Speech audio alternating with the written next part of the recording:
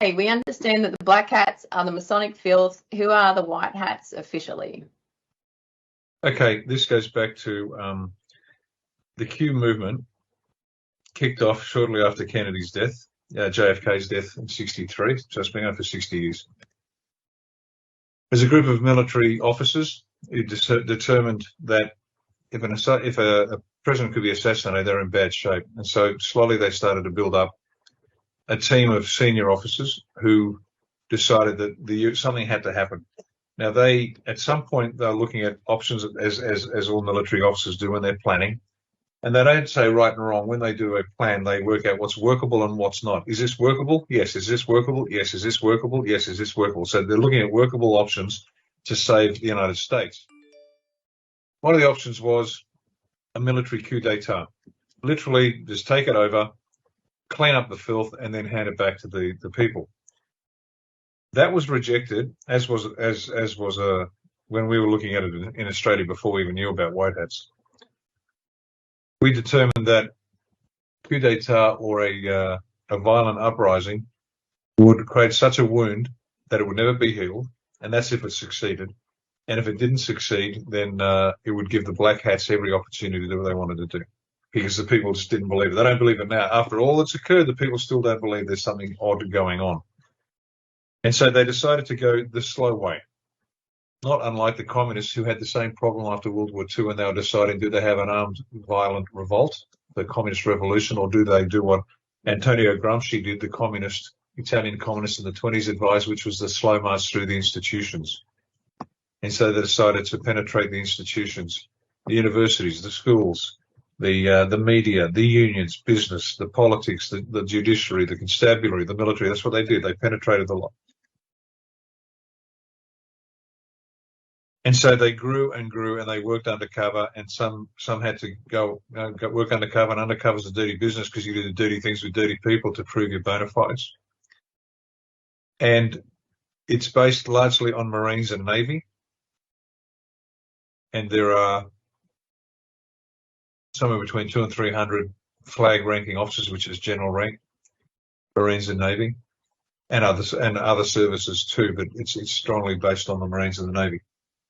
And they've been working behind the scenes to penetrate, understand, and then when the time came, begin to undermine the black hats, the deep state. So that's what it is. That's what Q is.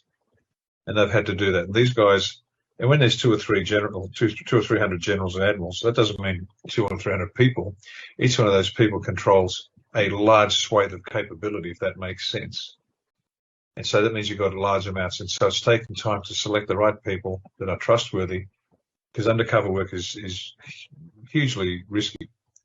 And that's who it is. That's who's actually doing it.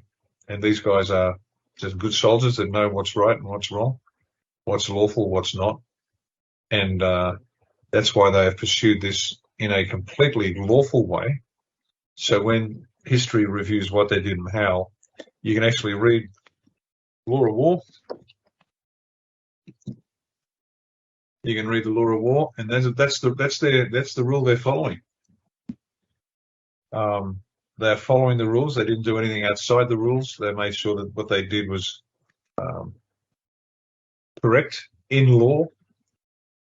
President Trump is still the president, and as you might have heard Derek Johnson say several times, there's two separate organizations. One is the government and one is the military. Now, he's the president of the government, but he's also commander-in-chief of the military. And the military is the organization that holds the final cards in their hands, because they control things that go bang. And it's an in extremis situation where you don't pull that lever until you need to, but it got to the point they said, okay, we're going to do this now. And so they recruited Trump, the Q movement,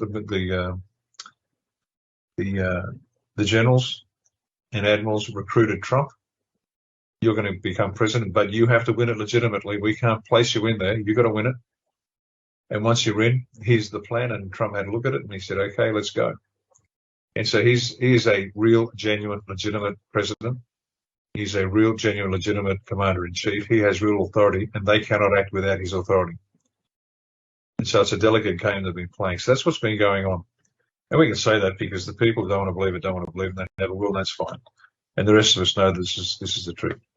And so I hope that answers your question. It's been a long, slow journey in the process. If you look carefully, you will find things online like General Mattis, who was head of the Marines, with all his senior officers taking a happy photograph, all holding a mug. And guess what letter of the alphabet was on that mug? There's another photograph where they're in a big circle and there's a little line coming out. So this is real. Whether you want to believe it or not, not you, but if people want to believe it or not, that's fine. It doesn't really matter. It's moving ahead. And when they say nothing can stop what's coming, nothing can stop what's coming. The forces at play are beyond